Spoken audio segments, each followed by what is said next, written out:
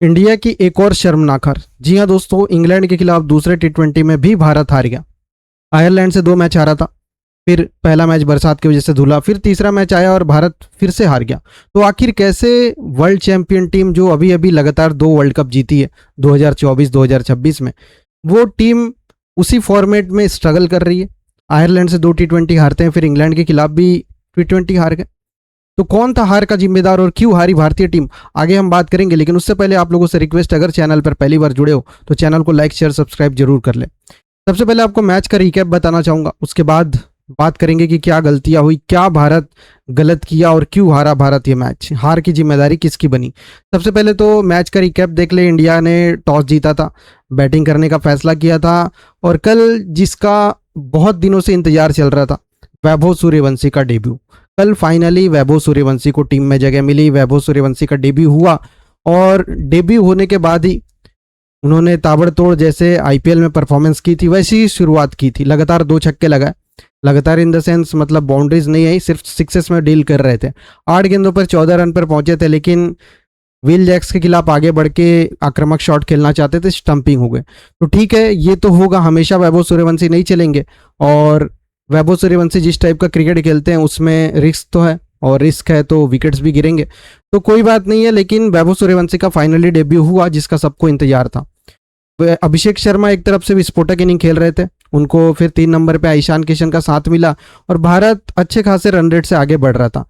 फिर Abhishek Sharma full toss ball पे out होते हैं, उसके बाद आते हैं श्रेयस अय्यर। श्रेयस अय्यर भी अच्छी इनिंग्स खेलते हैं, वो भी बड़ा स्ट्रोक लगाने के चक्कर में आउट होते हैं। भारत एक समय 129 रन पे 2 विकेट था।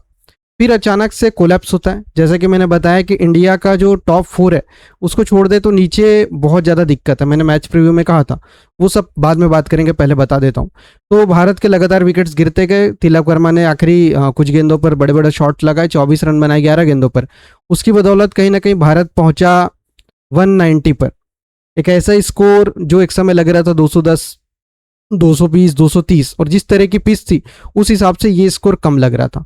इंग्लैंड की शुरुआत खराब रही, चेस करने आए अर्शदीप सिंह, जैसा कि फिल सॉल्ट को हमेशा आउट करते हैं, कल भी आउट किया, बटलर भी आउट हुए और इंग्लैंड फंस गई। लेकिन फिर अर्शदीप का एक ओवर आता है, तीसरा ओवर, और उसमें आते हैं 28 रन। हैरी ब्रुक की दमदार 6 सेटिंग देखने को मिलती है। इंग्लैंड फिर आगे बढ़ते जाता है, लेकिन तभी अक्षर पटेल की गेंद पर स्टंपिंग हो जाते हैं हैरी ब्रुक, और जैसे ही स्टंपिंग होते हैं लगता है कि भारत मैच में बहुत आगे हो गया। लेकिन बीच में जैकब बिथल और टॉम बेंटन ने मिलकर तेज इनिंग्स खेली, इंग्लैंड को मैच में रखा। मैच गया 16वें ओवर में, वहां पे टॉम बेंटन आउट होते हैं। फिर से थोड़ा सा लगता है भारत का पलड़ा भारी हुआ।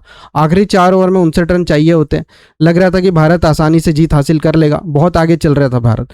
तभी आते हैं रवि बिश्नोई, लगातार नो बॉल पे नो बॉल फेंकते हैं और एक ओवर में ठुकवा देते हैं 29 रन। वहां से फिर इंग्लैंड मैच में आगे, 20 रन चाहिए होते हैं आखिरी 3 ओवर में और आसानी से 2 ओवर में ही चेस हो जाता है।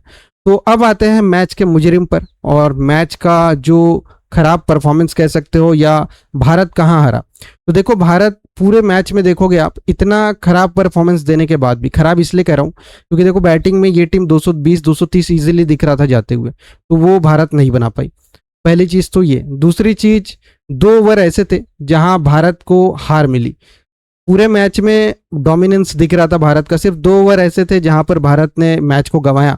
पहला था ओवर का मतलब इंग्लैंड इनिंग का तीसरा ओवर, जहां पर अर्शदीप सिंह ठुकवाते हैं 28 रन।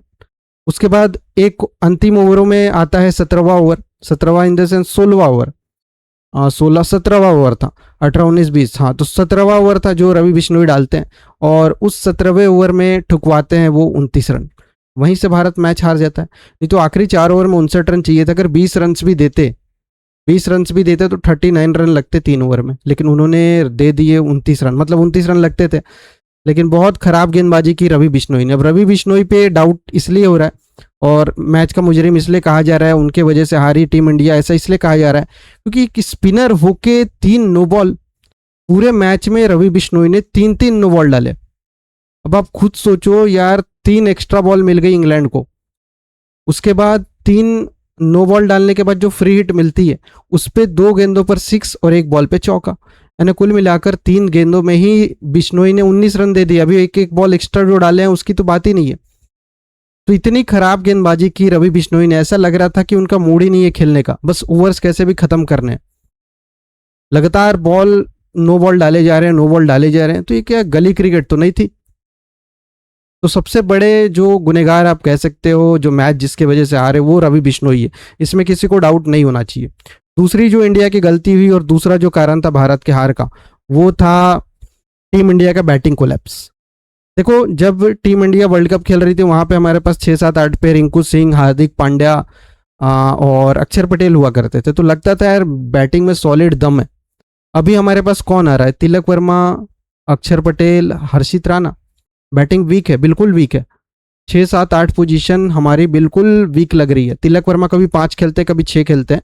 तो कल शिवम दुबे को 5 पे खिलाया गया। शिवम दुबे भी हर मैच में नहीं चलने वाले हैं, 2 मैच खेलेंगे तो एक में चलेंगे, एक में नहीं चलेंगे। तो मैच के हार की जिम्मेदारी बैटिंग ऑर्डर कोलैप्स, जो लोअर ऑर्डर है इंडिया का, वो और रवि बिश्नोई की बॉलिंग, बस ये 2 चीज़ थी जिस वजह से भारत कहीं ना कहीं मुकाबला हारा। बाकी ओवरऑल आप देखोगे तो टीम इंडिया का परफॉर्मेंस ठीक ठाक था, सबने कंट्रीब्यूट किया, रन्स बनाए, टॉप 4 से रन्स मिले हमको, लेकिन लोअर ऑर्डर का बैटिंग कोलैप्स और रवि बिश्नोई की गेंदबाजी। क्योंकि देखो, जिस पिच पर सैम कुरन 3 विकेट निकालते हैं, अर्शदीप 3 विकेट निकालते हैं, और सैम कुरन स्लोअर बॉल्स डाल के विकेट निकाल रहे थे, यानी सबको पता था इस पिच पर जितना धीमी गेंदबाजी करेंगे उतना ज़्यादा फायदा मिलेगा।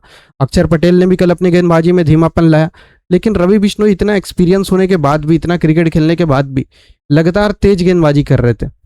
मतलब स्पिनर होके लग रहा था कि मीडियम पेस गेंदबाजी कर रहे हैं, और वैसे ही बड़े बड़े स्ट्रोक लगा रहे थे जैकब बेतल। अब जैकब बेतल की भी तारीफ करना बनता है, क्योंकि ये वही जैकब बेतल है जो इंडिया के पिचेस पर वानखेड़े में सेंचुरी लगाई थी, इंग्लैंड को हार मिली थी, लेकिन लगभग मैच जिता ले गए थे जैकब बेतल। वो कसर कल पूरी कर दी उन्होंने। कल 76 रन खेले, बनाए 42 गेंदों पे, और आप उनकी बैटिंग देखोगे ना तो आपको लगेगा कि नहीं कि पावरफुल बैटिंग कर रहे हैं, लेकिन फिर भी 42 बॉलों पे 76 रन। वहीं ईशान किशन 34 बॉल खेलते हैं 49 रन बनाने के लिए। अभिषेक शर्मा 21 गेंदे 43 रन। तो कहीं ना कहीं अभिषेक शर्मा तो ठीक ठाक गति से खेले, लेकिन ईशान किशन काफ़ी स्लो खेल रहे थे। और इंडियन बैट्समैन की एक और परेशानी देखने को मिली कि ये लोग बड़े स्ट्रोक लगाने की ज़्यादा कोशिश कर रहे थे, बाउंड्री पार गेंद भेजने की ज़्यादा कोशिश कर रहे थे, और इंग्लैंड की बाउंड्री बड़ी थी, कैचेस पकड़े जा रहे थे बाउंड्री के करीब में, और ऐसे करके भारत के लगातार विकेट्स गिर रहे थे। वहीं इंग्लैंड के बल्लेबाज ने क्या किया, सिक्सेस तो लगाई, उन्होंने एरियल शॉट्स गैप में खेले, ग्राउंडेड चौके लगाए। तो इंग्लैंड हो, ऑस्ट्रेलिया हो, ऐसी ग्राउंड पर जहां बाउंड्रीज बड़ी होती है, आप बड़े स्ट्रोक के लिए जाइए, एरियल जाइए, लेकिन गैप में जाइए, क्योंकि यहाँ पर बाउंड्री क्लियर हो जाए इसकी चांसेस कम रहते हैं। आप फुल टॉस पे अभिषेक शर्मा आउट हुए, बाउंड्री क्लियर नहीं हुई। श्रेयस अय्यर आउट हुए, कैच आउट हुए, बाउंड्री क्लियर नहीं हुई। तिलक वर्मा का आर्चर ने कैच छोड़ा, वरना वो भी खत्म थे। तो जितने भी बैट्समैन थे हमारे, अभी शिवम दुबे, सब लोग सिक्सेस लगाने की कोशिश कर रहे थे। ठीक है, आईपीएल आपने खेला, आईपीएल में बड़े बड़े स्ट्रोक्स लगाए हैं, लेकिन इसका मतलब ये नहीं है कि आप किसी भी कंट्री में जाके और बड़े बड़े स्ट्रोक्स आसानी से लगा दोगे। पिच कंडीशन सबको देखना पड़ेगा, ग्राउंड बड़ी थी, उस हिसाब से बैटिंग करना था। तो भारत की हार हुई है, और हार के यही 2 3 कारण थे जिस वजह से भारत को हार मिली, नहीं तो ओवरऑल टीम का परफॉर्मेंस ठीक ठाक था। अब दूसरा T20 आने वाला है और 1 दिन का गैप है, अब इसमें भारत कैसे वापसी करता है ये देखने वाली चीज़ होगी। फिलहाल इस वीडियो में इतना ही, और भी लेटेस्ट अपडेट्स के लिए चैनल को लाइक शेयर सब्सक्राइब कर लें।